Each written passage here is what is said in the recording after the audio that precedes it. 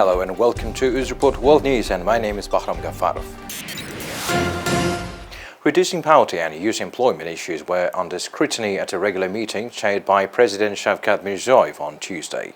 The president gave instructions to prevent factors that affect price hikes. The president set tasks for the transformation of large state-owned enterprises, cost optimization, and management systems. He stressed the need to fully mobilize the untapped opportunities in the service sector, increase the number of service points in the regions, and expand types of modern services. It is determined that the program for the development of service sector in 2021-2023 will widely involve young people. Mirziyoyev ordered to ensure the sufficiency of basic food products and preventing factors that affect price increase. The leadership of the Ministry of Economic Development and Poverty Reduction reported on additional sources of economic growth in 2021 by industry and region. Measures to fully utilize these reserves, achieve additional economic growth, and ensure macroeconomic stability are considered. Moreover, the Uzbek government is also planning to allocate over $1.7 billion for 1,072 projects. Uzbekistan Airports has officially joined the Airport Council International, which unites airports around the world. Membership in ACI guarantees the reliability of the services provided as well as reform of the air transport system in the country, bringing the industry's activities in line with international standards, the development of tourism and acceleration of investment flows. It also provides an opportunity to use ACI's experience in taking global measures to combat coronavirus infection, alert and protect passengers from the threat of pandemic, as well as develop effective programs in this direction. Uzbekistan aims to strengthen its position within the Eurasian Economic Union. This follows from the meeting organized by the country's Oliy Majlis on Monday. On December 11 last year, President Shavkat Mirziyoyev took part in a video conference of the Supreme Euro-Asian Economic Council. Following the meeting, Uzbekistan received its observer status in the Union. A meeting held in Oliy Majlis analyzed the pros and cons of joining the bloc. In order to get the maximum benefit as the observer in the EAEU, we have to thoroughly study the legislation to protect our interests. Besides, in order to be able to enter the Euro-Asian market with our agricultural products, we need to strengthen the agricultural cooperations. One more important topic is the rights of Uzbek labor migrants, which is among the major issues. Uzbekistan has recently announced its plans to sell the government share in the Coca-Cola Bottlers Uzbekistan. The announcement has caused resentment among entrepreneurs and citizens. The anti-corruption agency has analyzed the situation and revealed that the tender process is being conducted with a relatively few number of participants. Tender requirements in the meantime are unreasonably high. A drastic limitation of the number of potential buyers may lead to a lack of real competition among a small number of bidders, and as a result, to a low price of the state share, which will cause significant damage to the economic interests of the Republic of Uzbekistan, the agency said in a statement. With this in mind, it proposed to suspend the tender process due to the lack of sufficient conditions for the competition. Coca-Cola Bottlers Uzbekistan is the largest producer of carbonated soft drinks in Uzbekistan, with a market share of 47% as of 2019. Uzbekistan has initiated a gradual revision of standards in the field of electric power industry. It aims to bring them to the level of international standards. See the details further. The Ministry of Energy has established 4 task forces comprised of leading specialists, operators, design institutes, as well as manufacturers of electrical equipment to review more than 700 standards in the field of high-voltage power lines, substations, relay protection, and electromagnetic compatibility. The French company Assystem Engineering and Operation Services SAS was involved to speed up this process. The results of the study have revealed that 536 standards do not meet modern requirements. This year, standards for low-voltage electric networks, solar and wind power plants will be considered and adapted to modern requirements, Energy Ministry said in a statement. The United Arab Emirates signed a memorandum with Uzbekistan on the construction of a new archive building for the National Archives of Uzbekistan and the Central State Archive of Tashkent. The plans also include staff training, raising foreign investment in the industry, and receiving grants worth about $500,000. The institution commented on the goals for 2021 as well.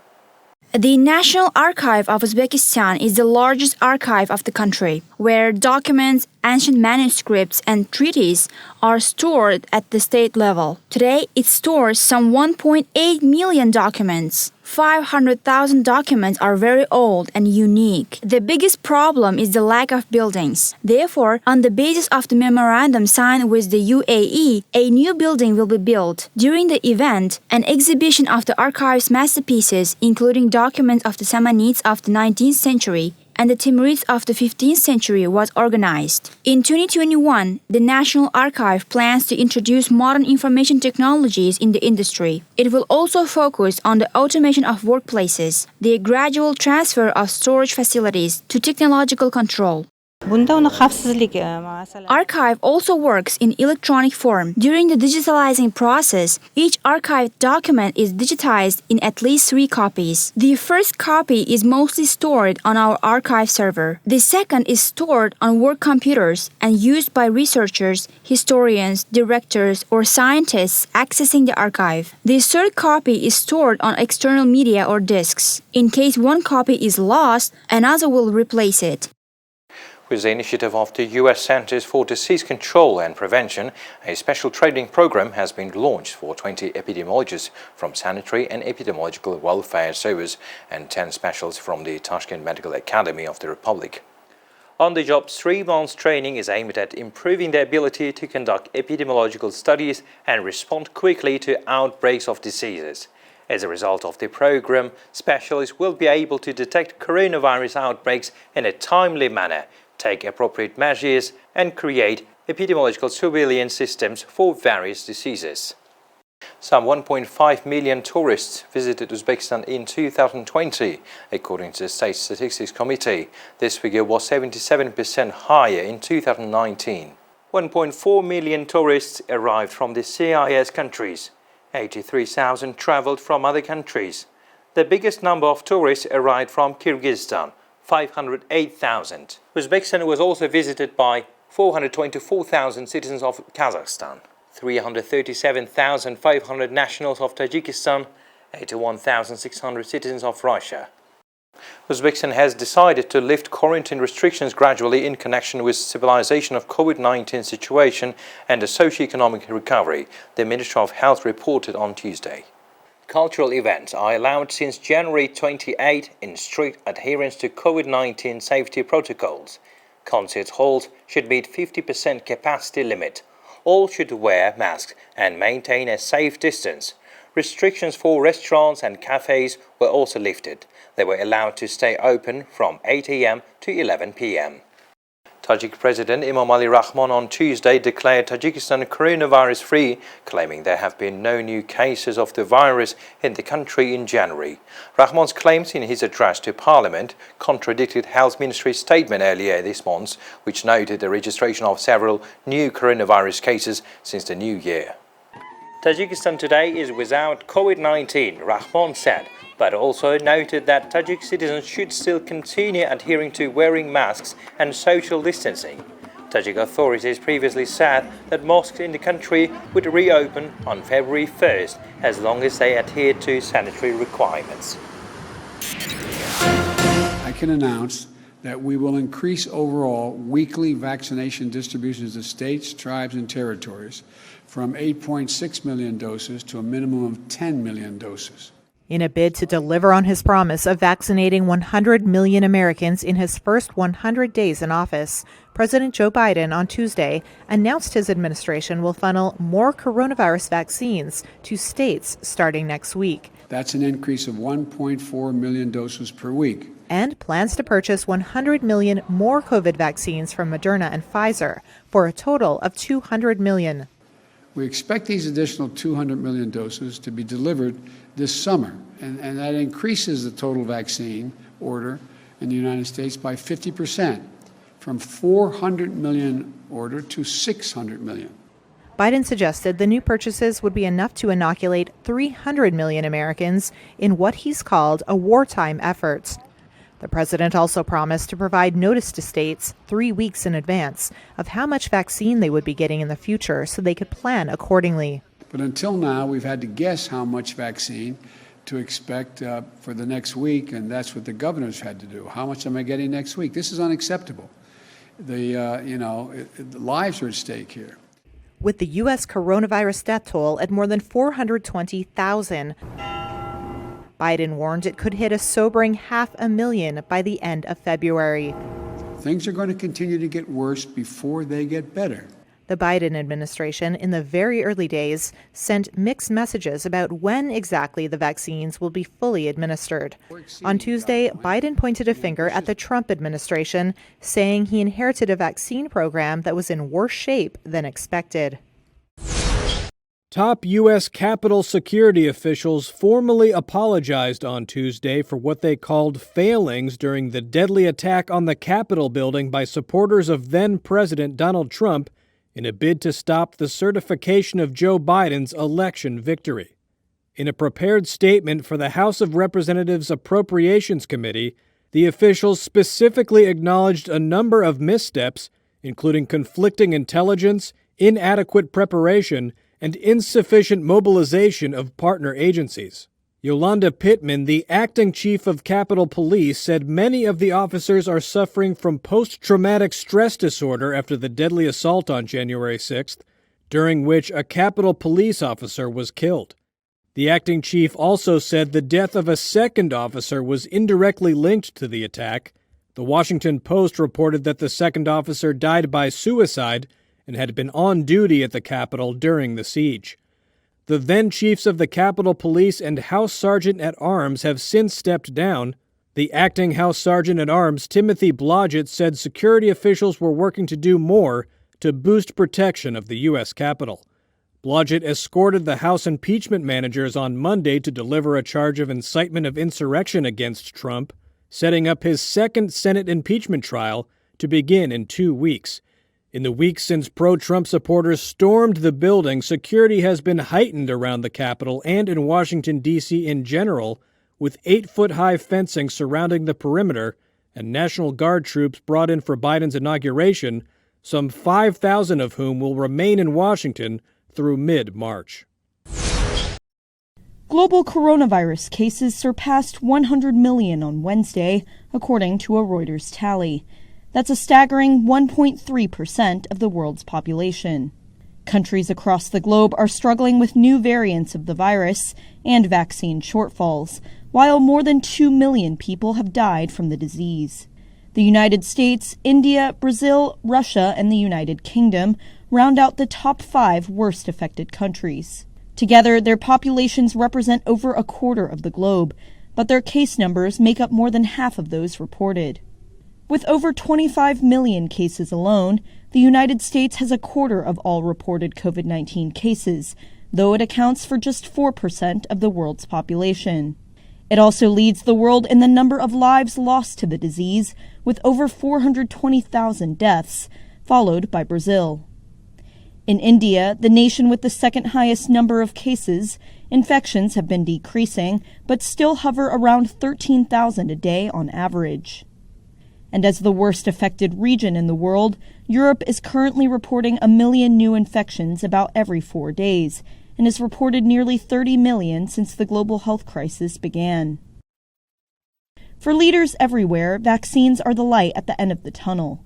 Although rollouts have started in about 56 countries, vaccine distribution across the world remains unequal. Africa, which accounts for nearly 3.5 million cases and over 85,000 deaths, is still scrambling to secure vaccine supplies, and many European countries are facing shipment delays from major vaccine makers like AstraZeneca and Pfizer. Meanwhile, a new threat has emerged: COVID-19 variants, one first identified in Britain and another in South Africa, which is 50% more infectious and now spreading in at least 20 countries. Thousands of Indian farmers entered the historic Red Fort complex in the capital on Tuesday, one even swinging from a flagpole to the sound of cheers as violence escalated elsewhere. The farmers are angry about new laws that they say help large private buyers at their expense. Protesters also charged at police with sticks, who in turn used their batons and tear gas shells to disperse them. Video footage appeared to show protesters surrounding an unidentified body cloaked in flags. The clashes were preceded by a convoy of tens of thousands of farmers driving their tractors through the fringes of the city. Hundreds, some on horseback, broke away from the main route approved by police to head for central Delhi. They spoke of wanting to reach the capital to get their message to Prime Minister Narendra Modi. We are going to Delhi to answer the call of our leaders to participate in a tractor rally. This law is like poison to us. We are not going to accept it in any condition. We request that Modi takes back the laws as soon as possible. The protest coincided with India's Republic Day and threatened to overshadow the annual military parade. For almost 2 months, the farmers have been camping outside New Delhi in protest of the agricultural reforms. Agriculture employs about half of India's population of 1.3 billion, and unrest among an estimated 150 million land-owning farmers worries the government. The protests pose one of the biggest challenges to Prime Minister Modi since he came to power in 2014. 9 rounds of talks with farmers' unions have failed to end the protests, and farm leaders have rejected the government's offer to delay the laws for 18 months, making a push for repeal instead. It's a familiar situation across the world, but no less shocking. In Indonesia, the hospitals are full of patients gasping for breath, and graves are being hastily dug. The Southeast Asian nation officially passing a grim milestone Tuesday, 1 million coronavirus cases. The world's 4th most populous country has struggled since last March to get the COVID-19 pandemic under control. Deaths from the respiratory disease now total 28,468. Those numbers are among the highest across Asia. Health experts believe the true spread of the disease could be 3 times higher. West Java has been facing some of the highest infection rates across the country. Reuters spoke to residents in Bogor, a city south of Jakarta on Java Island. This situation is very worrying. Maybe it's the lack of public awareness, but in my opinion, people just don't want to know about the situation, or they don't care about it. Things like wearing masks and washing hands should be mandatory. But even in big cities, they don't consider it an obligation. If we believe that COVID will attack us, it will definitely attack us. But if we are sure that COVID will not attack us and we surrender to God, we will definitely not get it. The Indonesian government started a mass vaccination campaign and tightened movement restrictions earlier this month.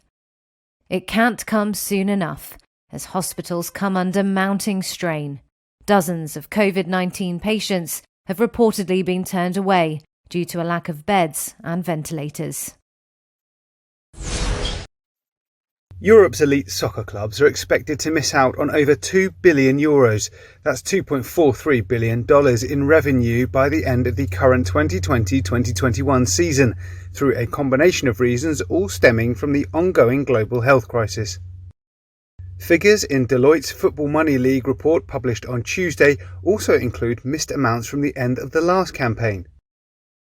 It shows the top 20 highest earning clubs in Europe earned €8.2 billion of combined revenue, which was down 12% on the previous season. Izzy Ray from Deloitte explained the reduction. It's a combination of reduction in matchday revenue, of course, from having no fans in the stadiums for the postponed seasons, broadcaster rebates as a result of the seasons either being cancelled or postponed, and then also a deferral of broadcaster income. With the majority of games being played without fans in stadiums since June, matchday revenue for top European clubs is likely to remain close to zero for some time to come. We'll definitely see more digital fan engagement, so I think that's something that clubs have been very focused on this season, and a lot of them have seen sort of relative success in that, so I think we'll see that sort of continuing. Barcelona missed out on the Spanish league title last season but the Catalan club retained top spot in terms of annual revenue, totalling $790.5 million. However, the Money League also showed Barca suffered the second largest revenue fall among the clubs on the list, down from a record-breaking $959 million. The S&P 500 and Nasdaq slipped from record highs in a choppy session Tuesday as investors digested a batch of corporate earnings results. A Federal Reserve policy announcement expected Wednesday helped restrain the moves. Systematic Ventures economist Max Wolf says he sees signs that the market may be nearing a peak. So I think you're sort of seeing a lot of topping signal, which I think you're starting to see in the market, which is, yeah, the numbers are still good, but it's very hard to figure out what sends them better. And in many cases, it's really hard to see how they can stay up here. You had some easy comparisons because last year kind of Q1 was disastrous. The Dow and the Nasdaq ended just below the break-even level. The S&P 500 inched nearly 0.2% lower. 3M was the Dow's second leading gainer. Lower costs and higher demand for hand sanitizers, masks, and safety glasses amid the health crisis helped lift its quarterly profit past analyst targets. Also keeping the blue chip index from falling further, Johnson & Johnson. The drug maker said it expects to release data on its COVID-19 vaccine early next week. After the markets closed, Microsoft reported that quarterly profit jumped 33%, easily beating expectations. Revenue growth at its cloud computing service Azure also topped analyst targets as people stayed and studied at home. Shares rose 4.5% after hours. Shares of Starbucks slid. The world's largest coffee chain's comparable sales fell more than expected as a rising number of coronavirus cases kept its U.S. customers at home. So far, these were the latest news for today. Goodbye. Take care.